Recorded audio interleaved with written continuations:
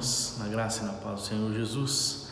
Hoje, terça-feira, dia 16 de novembro, e nós temos mais um encontro na presença de Deus, sempre na certeza de que Deus tem estado conosco, na certeza de que Deus tem ouvido as nossas orações e que este tempo que passamos aqui a cada terça-feira não tem sido em vão, porque Deus é o nosso refúgio, Deus é a nossa fortaleza, é Ele que nos sustenta, é Ele que vem em nossa direção para nos guardar, para nos abençoar, para receber as nossas preces e para nos socorrer no tempo certo.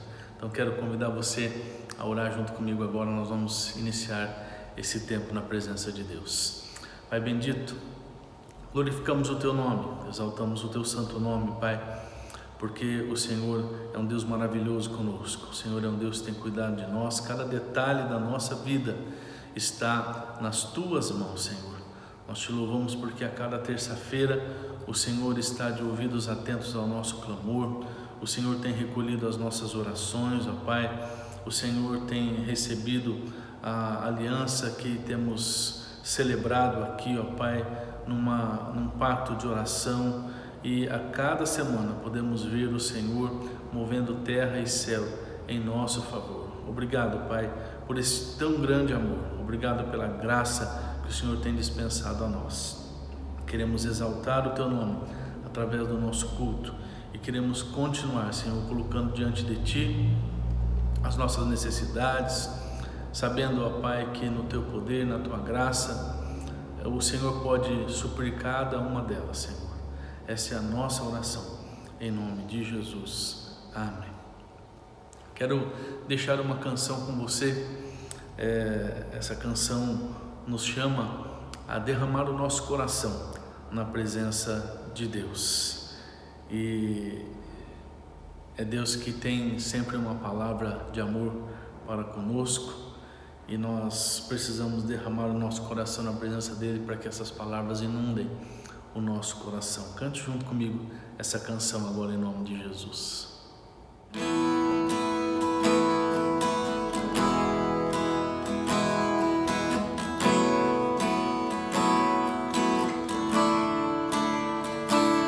Eis-me aqui outra vez diante de Ti, abro meu coração, meu clamor, Tu escutas e fazes cair as barreiras em mim. És fiel, Senhor, e dizes palavras de amor, esperança sem fim ao sentir o Teu toque, Tua bondade, libertas meu ser no calor deste lugar. Eu venho me derramar, dizer que Te amo, me derramar, dizer Te preciso, me derramar, dizer que sou grato, me derramar, dizer que és formoso.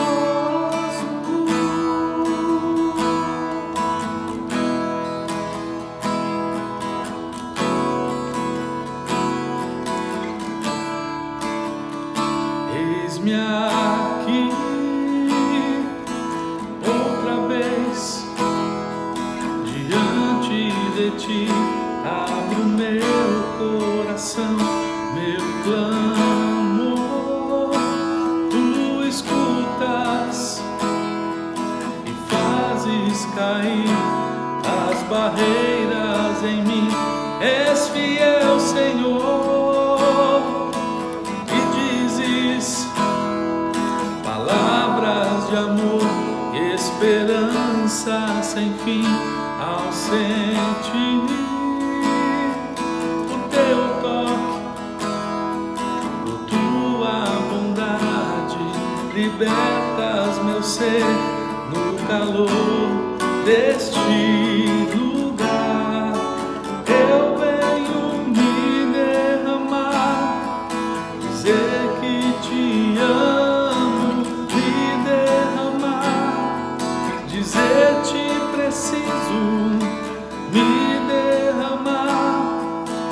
dizer que sou grato, me derramar, dizer que és formoso.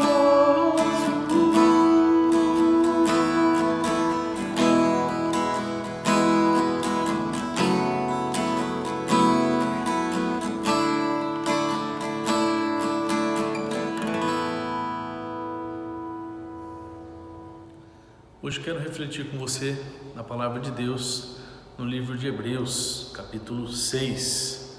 Nós vamos ler a partir do versículo 13. Hebreus, capítulo 6, a partir do versículo 13 até o versículo 20, que diz assim: Deus fez a promessa a Abraão e jurou cumpri-la. E como não havia ninguém maior do que ele mesmo, Deus jurou pelo seu próprio nome. Ele disse a Abraão: eu prometo que abençoarei você ricamente e lhe darei muitos descendentes. Abraão teve paciência e por isso recebeu o que Deus havia prometido. Quando alguém jura, usa o nome de uma pessoa que é maior do que ele, e o juramento acaba com qualquer discussão. Deus quis deixar bem claro aos que iam receber o que ele havia prometido, que jamais mudaria de decisão. Por isso, junto com a promessa, fez o juramento. Portanto, há duas coisas que não podem ser mudadas e a respeito delas Deus não pode mentir. E assim nós, que encontramos segurança nele, nos sentimos muito encorajados a nos manter firmes na esperança que nos foi dada. Essa esperança mantém segura e firme a nossa vida, assim como a âncora mantém seguro o barco. Ela passa pela cortina do templo do céu e entra no lugar santíssimo celestial. Foi lá que, para o nosso bem, Jesus entrou antes de nós, e ele se tornou para sempre o grande sacerdote na ordem do sacerdócio de Melquisedeque. Irmãos e irmãs, hoje eu quero falar com você sobre esperança, e eu acho que o texto deixou isso claro para nós. Por isso eu cataloguei algumas frases a respeito desse tema de pessoas que talvez você conhece, personalidades aí da história. Shakespeare, por exemplo, disse assim sobre a esperança: os miseráveis não têm outro remédio a não ser a esperança. O filósofo grego Aristóteles disse: a esperança é o sonho do homem acordado. E para o escritor e poeta francês Victor Hugo, a esperança seria a maior das forças humanas se não existisse o desespero. E o poeta e jornalista Mário Quintana pensava que a esperança é um urubu pintado de verde. Nietzsche, um filósofo alemão, disse que a esperança é o derradeiro mal, é o pior dos males, porquanto prolonga o tormento. E diante de tantas frases, e a maioria delas negativas a respeito da esperança,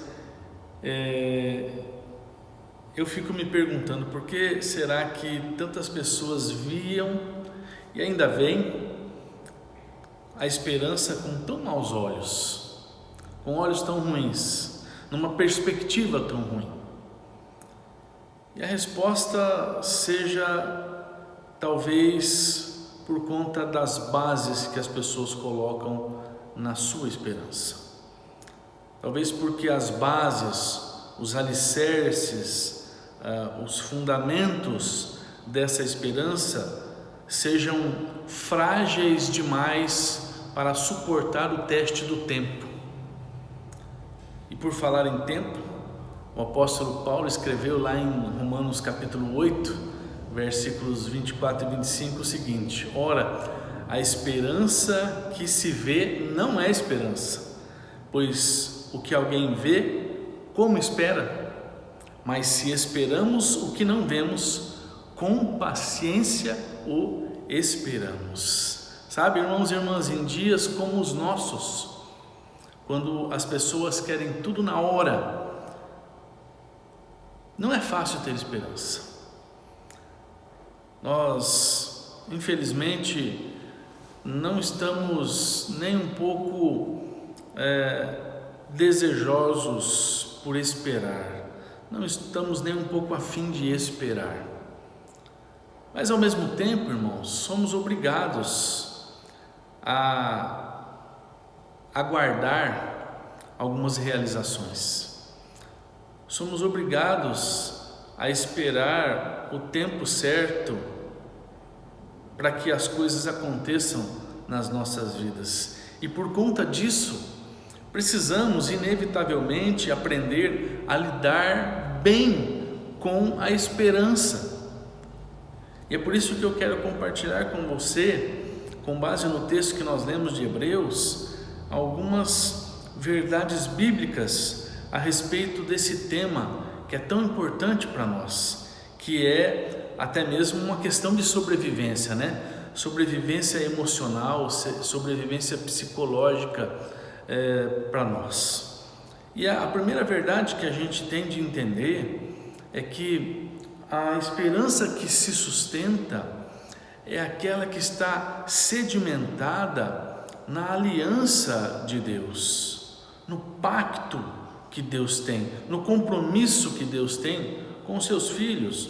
O versículo 13 do texto que nós lemos explica assim: Deus fez a promessa a Abraão e jurou cumpri-la, e como não havia ninguém maior do que ele mesmo, Deus jurou pelo seu próprio nome. Daí, se você for lá para o verso 18, diz assim: e assim nós que encontramos segurança nele, nos sentimos muito encorajados a nos manter firmes na esperança que nos foi dada.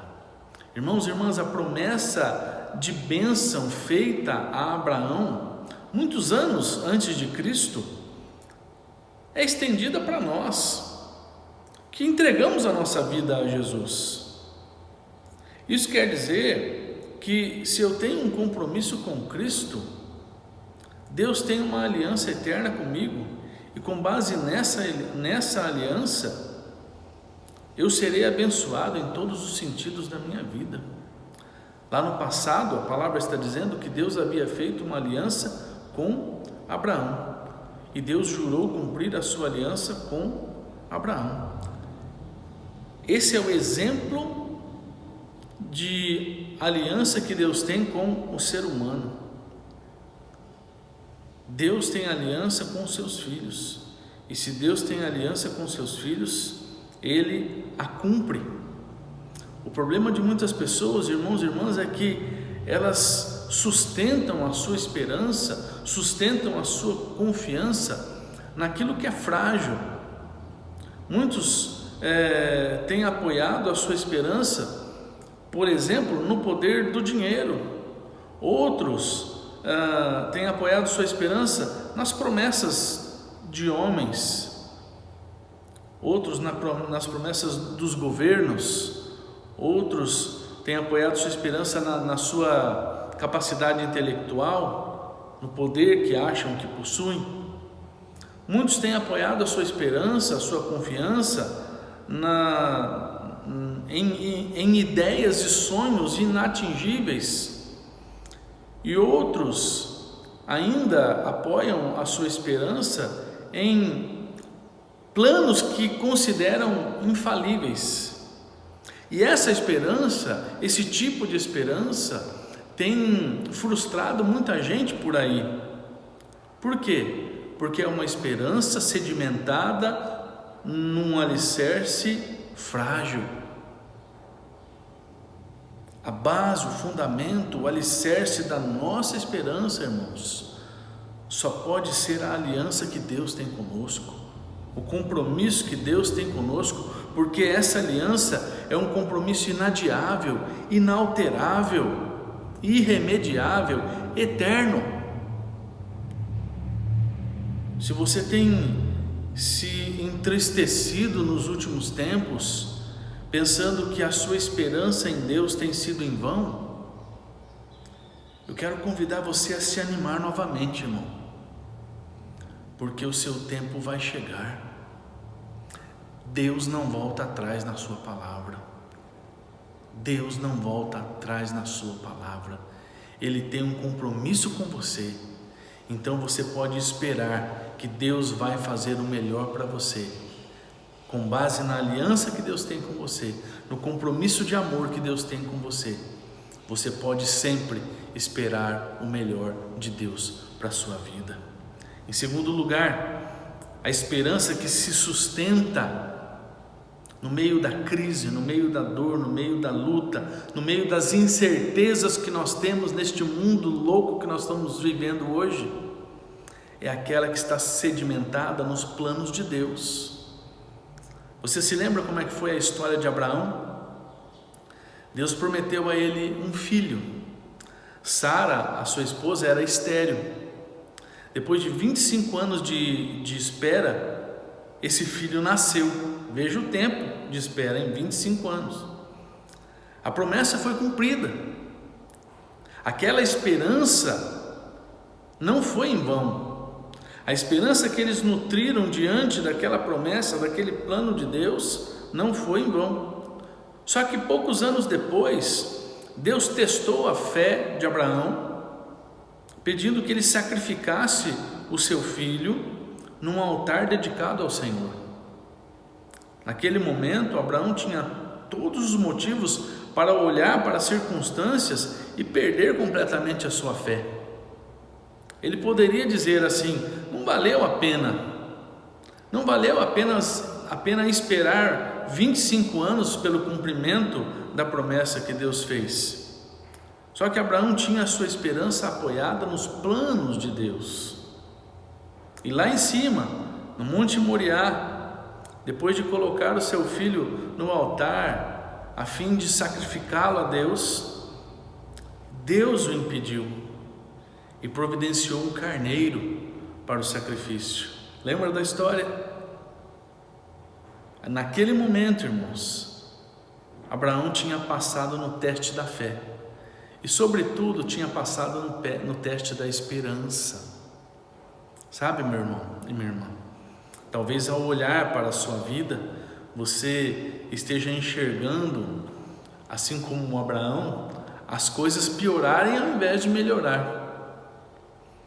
Você está orando, está buscando a Deus, está fazendo pacto de oração na terça-feira, e ao invés de você ver a situação melhorar, é o contrário, ela está piorando.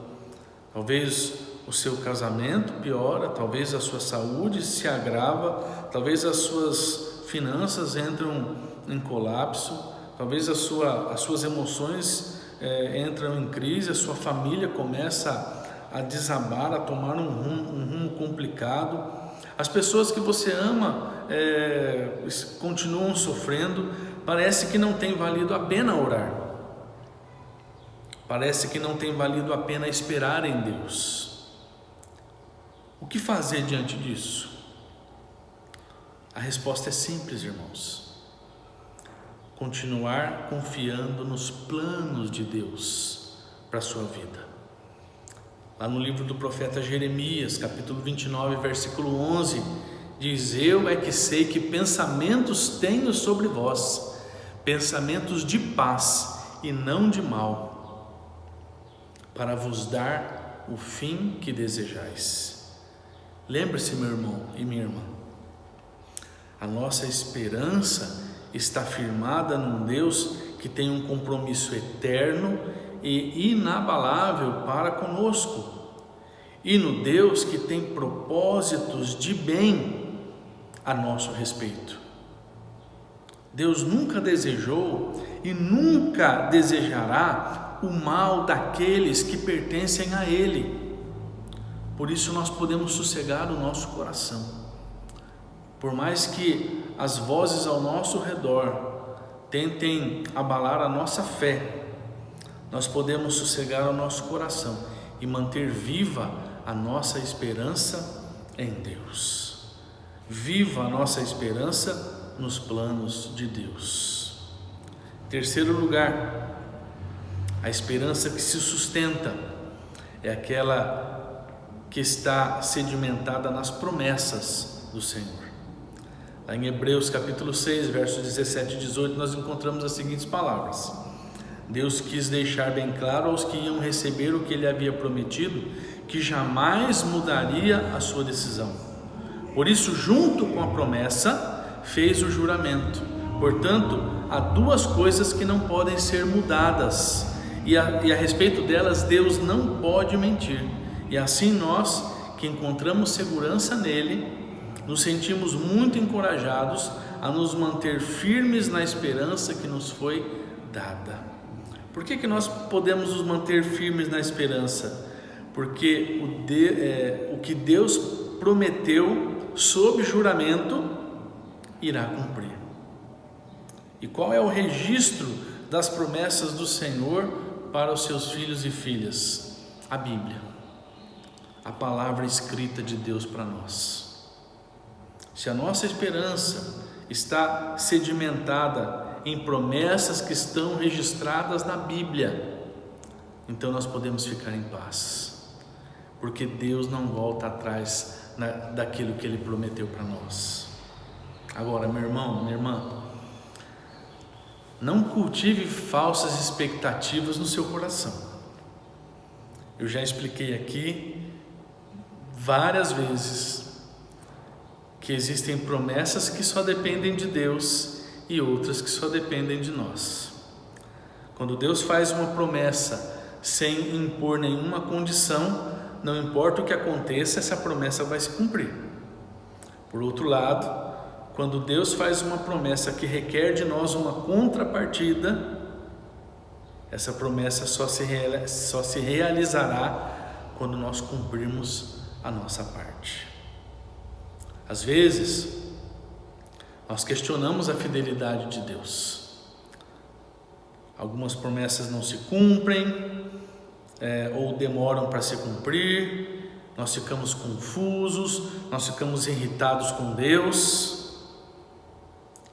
Mas a verdade diante disso é que não temos o direito de nos irritar com Deus. O nosso direito, sim, irmãos, é questionar o nosso próprio coração, a fim de ver onde é que nós falhamos, onde é que nós deixamos de fazer a nossa parte, porque a fidelidade de Deus nunca falha. Então, baseie a sua esperança na promessa de Deus, e que se nessa promessa existe algo que você tem que fazer, vai e faça, porque quando você fizer, Deus vai cumprir a parte dele. Enquanto você não fizer, a promessa não se cumprirá, e aí não adianta ficar bravo com Deus. Eu quero concluir dizendo o seguinte, meu irmão: esperar não é algo tão negativo como pensam algumas pessoas hoje, e como pensaram algumas personalidades lá do passado, cujas frases eu citei aqui para você. Se a nossa esperança estiver apoiada naquilo que é correto, nós sempre seremos bem-sucedidos naquilo que esperamos. Se a nossa esperança estiver sedimentada na aliança que Deus tem conosco, nos planos que Deus tem para nós e nas promessas que Deus tem para nós, então, irmãos, seremos felizes, seremos bem-sucedidos, seremos realizados, seremos pessoas realizadas. Portanto, não deixe de nutrir esperança no seu coração, não perca a sua esperança. No tempo certo, você vai ver a bênção de Deus se concretizando. No tempo certo, você vai ver a resposta de Deus chegando na sua vida. No tempo certo, você vai ver o fim de um determinado problema. Não perca a sua esperança, em nome de Jesus. Vamos orar. Pai bendito, eu quero colocar diante de Ti a vida do meu irmão, a vida da minha irmã. Talvez, Senhor, nestes dias com a esperança abalada, por conta das circunstâncias, por conta do tempo que já passou, Eu clamo a eles, clamo a Ti, Senhor, pela vida deles, para que o Senhor venha fortalecer essa esperança e renovar essa esperança em seus corações. Talvez, Senhor, algum deles tenha apoiado a esperança em bases frágeis, mas que nesta hora, Pai, o Teu Santo Espírito esteja falando aos seus corações, de tal maneira que eles possam rever as bases dessa esperança e possam colocar novamente a esperança dos seus corações nas bases corretas, ó Pai, naquilo que a Bíblia ensina sobre a esperança cristã, e que a partir daí cada um possa caminhar fortalecido no Senhor, possa esperar de coração apaziguado, possa aguardar o tempo da manifestação do Senhor de coração apaziguado. Então guarda a vida dos Teus filhos e filhas, ó Deus. Sustenta a esperança, a fé, a confiança de cada um, ó Deus. Eu clamo a Ti, ó Deus, pelo pedido de oração que cada um tem. O Senhor sabe cada necessidade. O Senhor conhece, ó Pai, cada sonho, cada anseio de cada coração nesta hora. Então vem, Senhor, de encontro a cada irmão, a cada irmã, a cada filho e filha do Senhor, e vem trazer em suas mãos a bênção que eles precisam, a bênção que cada um tem buscado no Senhor. Faz a Tua obra, Senhor, faz o Teu milagre acontecer, é a nossa oração, em nome de Jesus, amém. Deus abençoe você, meu irmão, minha irmã. Fico feliz por ter me encontrado com você mais uma vez. Que você tenha uma ótima semana e nós nos revemos aqui no domingo, ou no culto presencial, ou no nosso canal do YouTube. Forte abraço para você, fique com Deus e tchau, tchau.